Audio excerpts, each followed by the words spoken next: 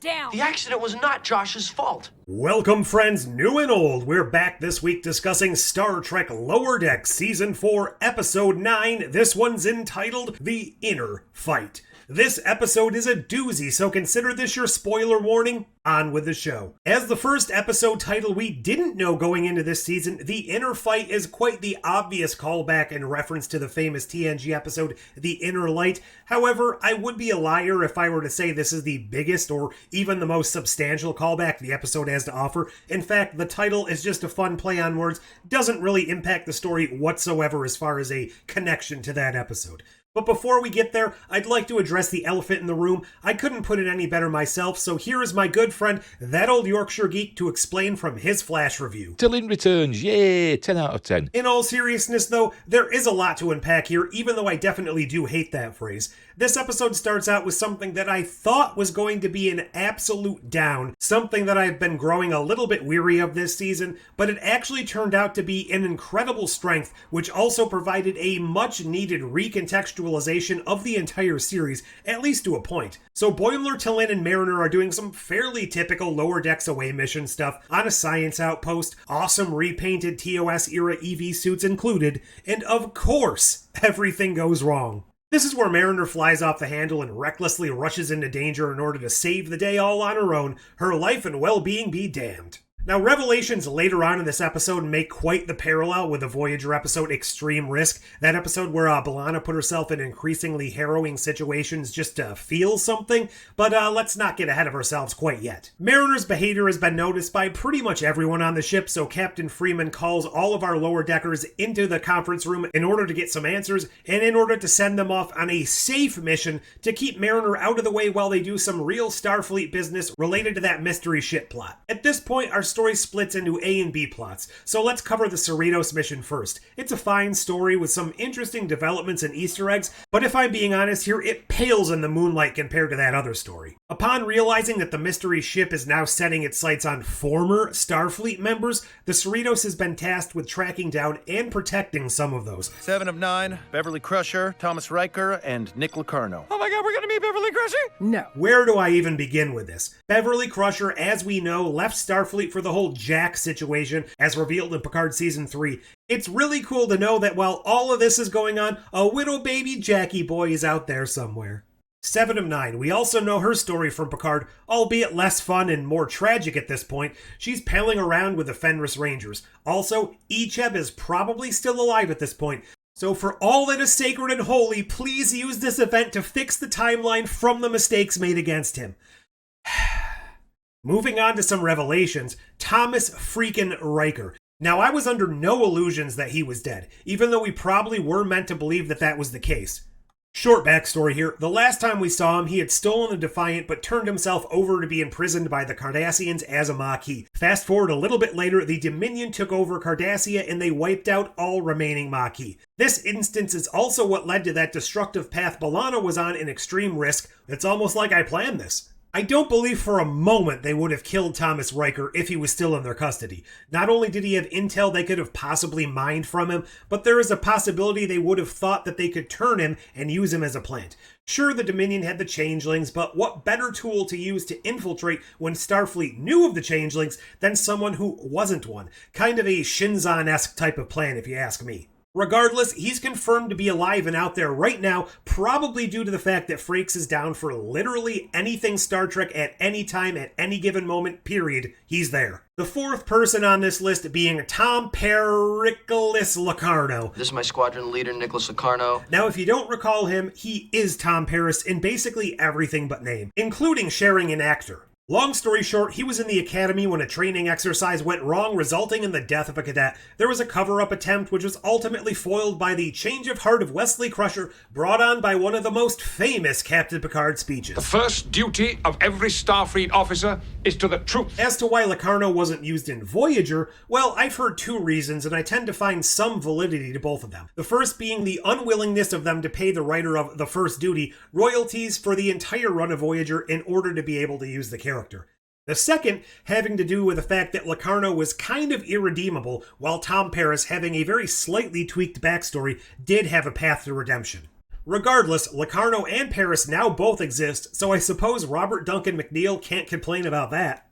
But yeah, let's get back on track here. The Ceritos goes to a wicked hive of scum and villainy, absolutely not taking any inspiration from Star Wars whatsoever, and ooh, Gorn. In an effort to track down Locarno and get intel on the mystery ships and its plans, Rutherford, Freeman, and Shax walk into a bar. Jokes. Anywho, in the bar, which is absolutely nothing like a cantino in any way whatsoever, they meet up with the information broker who just so happens to be a Baylock-looking alien. That's not a puppet! He's got all sorts of internal organs! So, now I'm kind of creeped out over the fact that little Clint Howard was keeping some sort of taxidermized sentient being hanging around while he was chugging Tranya. Yikes. End of the day, in a clever ruse that continues Freeman's complete and utter competency this season, it's revealed that their presence was all a ruse to allow Billups to attain the information in some sweet bounty hunter garb. Wow. Switching tracks back to the Mariner mission, we soon discover despite being super safe and barely an inconvenience, everything goes wrong. A big old Klingon ship blows up their shuttle and they emergency transport onto the planet. I won't go into the whole story here, but in essence, this is where we discover that all of the upper deckers, is that what we should be calling them, from the captured ships had been plopped down and left to their own devices. This is where we finally get some substantial breakthroughs into what makes Beckett tick, and what a ride this is. During a brief glass rain delay of her fight with a Klingon, they're trapped in a cave. Ooh, that's the name of last episode. And all of her pent-up PTSD comes flooding out. You see, all of her self-sabotaging, her inability to retain a promotion, her risk-taking behavior, it's all a direct result of a combination of what seems like survivor's guilt mixed in with some Dominion war trauma. And what seems to be a very full-circle moment tying this show back into the very inspiration for which it gets its name, we find out that BM... Nope, not calling her that. Mariner was good friends with Ensign Cito, one of the members of the original Lower Decks as seen in TNG. She didn't sign up to be a spy. She wanted to explore. It destroyed me. This left Mariner feeling hurt and lost, only to shortly be followed up with her being thrust into the midst of the Dominion War. These things changed her, kinda hardened her, created the character we know today. Her recent promotion and the determined belief in her by Ransom has led her to this explosive bout of acting out in some sort of misguided way to cope with a new normal. Her scene with the Klingon coming to this realization was very top-notch. It was great acting all around, especially his insistence that Cito made her choice. You want to solve puzzles and mysteries? Your friend gave her life to protect that. This kind of reminds me of the way I felt about Mbenga in the Under the Cloak of War episode of Strange New Worlds, that sometimes those who create and preserve utopia are the ones doomed to be unable to live in it. Now, take all that praise I just heaped on the episode and flush it down the toilet, because the last time we saw Cito, she told Picard that she had no friends left at the Academy. Sir, if you had any idea what it was like after that incident, I didn't have any friends. I didn't have anyone to talk to. Obviously, this is a giant continuity error which ruins the whole show. Dumpster fire achieved. All kidding aside. Now comes the big moment, the revelation of our mystery ship and the one seemingly behind it all. Whoa! Hey, relax! Nick? Nicholas Locarno himself is the one behind the ship. That's at least certainly what we're meant to believe. Now, there could be a possibility that he's just kind of an underling, that there's some sort of bigger mastermind behind it all, but as of right now, this seems to be the twist. Now, despite the fact that this wasn't really a mystery we could have solved using any clues or breadcrumbs throughout this season, I very much like the connective tissue this builds. Kinda, somewhat, sort of making this entire show a spiritual continuation of the First Duty and the Lower Decks arcs from TNG. Now, my only question is, should we be expecting the guest stars from Voyager's Good Shepherd to show up any day now? No, just me. No one else cares about that episode. Whatever, I digress. If I had to speculate, and of course I do, I would say that Locarno was on some sort of mission to replace all of those in charge with the underclass, to give the lower deckers of all species out there their time to shine by kind of getting rid of the higher ranking individuals. To what end, I'm not really sure. Maybe because of his feelings of betrayal from the ones he trusted most? First, Joshua was killed in a mission under his command, his first command, actually. I just never lost anyone under my command before. I'm afraid that never gets easier. And in his mind, this was probably due to the rigid and unyielding rules of the establishment. Next, one of his friends, the one he admired and trusted the most, Wesley Crusher, betrayed him to that very establishment. You'd let me throw away my career? Just to save your neck? To save the team! That's more important than you.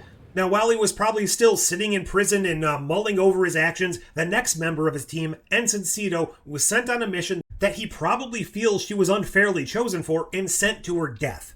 This is when something within him broke. He felt some sort of need to upend the status quo and give those without a voice the power he was denied, or, something like that. It's also possible here that Cito never died. The episode went out of its way to prove that Thomas Riker escaped the Cardassian imprisonment. So what if the reports of her death were fabricated by the Cardassians and she spent years tortured and abused in their prison system as well? But a member of the crew, Ensign Cito Jaxa, has been lost in the line of duty. We could theoretically discover in the next episode that Locarno and Cito may be working together. We know he has the vast support of the lower decks crews from the other ships encountered by the mystery vessel. What an explosive conclusion it could be for Mariner to have to confront the very much alive reason for all of these problems she's been dealing with.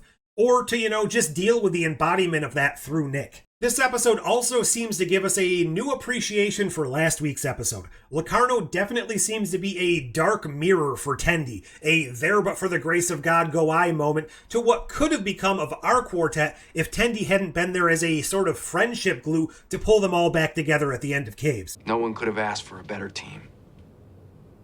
Or better friends. I'm glad you guys are my friends.